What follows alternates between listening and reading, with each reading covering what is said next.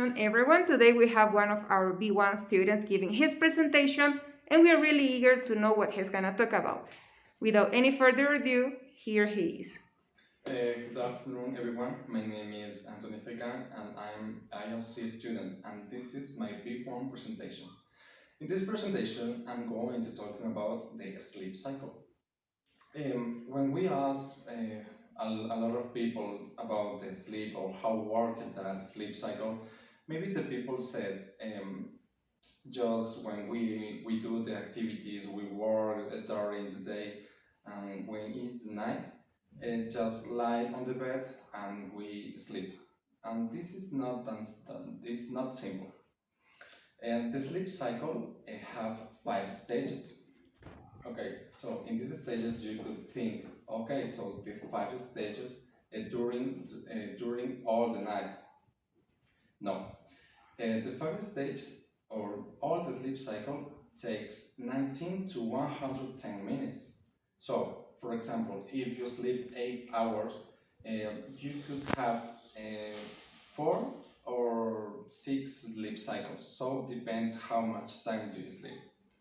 So, as I said you, this sleep cycle have 5 stages. So, what is the first stage?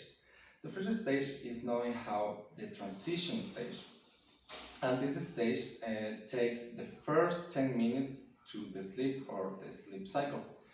For example, the 10 minutes starts when you lie to the bed and you close your eyes. So when you do that, you start with that sleep cycle. So in this stage, it's very easy to wake up. For example, when you do that, I said you close your eyes, and when you're lying in the bed, you could listen some noise. For example, the notification of your cell phone or other thing. You could wake up. As I said, it's very easy to wake up. The second stage is knowing how light sleep. And this stage takes the 50% of all the sleep cycle, and is a little more difficult to wake up, but we could wake up with some reaction that our body have. For example, I know how you ever feel or you dream as we fall from the sky or from a building, and when we are very close to the floor, we wake up with a strong jump and with that movement.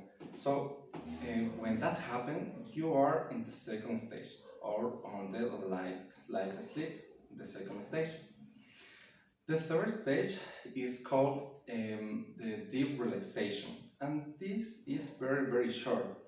It takes just 2 or 3 minutes, and when we are in this stage, we are very close to the deep sleep. The fourth stage is called as deep sleep. This stage takes the 20% of all the sleep cycle, and our brain activity, breathing, heart rate are very weak. That things of that activity is slowed down to 10 or 30% of compared when we start the sleep cycle. And the last stage is called REM stage. And this stage takes the 25% of all the sleep cycle, or takes 15 to 30 minutes of all the sleep cycle. In this stage, we could compare the brain activity when we are in this stage to when we are wake up or do some activity. So if we compare that brain activity, is the same, it's very similar. So when we are in the REM stage, the brain activity is very high. In this stage also happen that the blocks or our brain block our muscles or our movements because we are dreaming. In this stage, we could dream or not like it, happen the nightmares. So that happened in the last stage, and that was the sleep cycle. Okay, thank you very much. Everything was very interesting. But I have a couple of questions. May I ask you a couple of questions, please?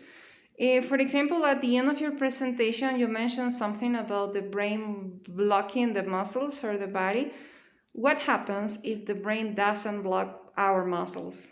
Okay, this block is in the last stage, the REM stage. So as I said, you in this stage we're dreaming or we have the nightmares.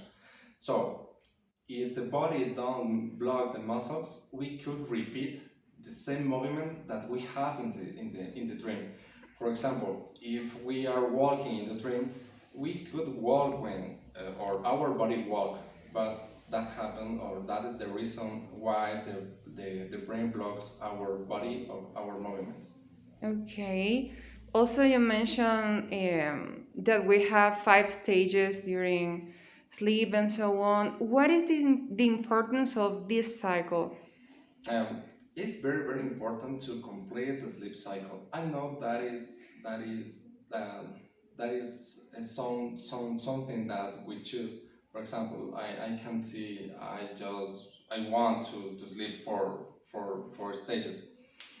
That could happen with different problems. But we need to complete the sleep cycle, because if we just I don't know, maybe we get to the third stage, we could wake up without energies, or we can feel very tired, and we can do the activities correctly. Okay, got it. Thank you.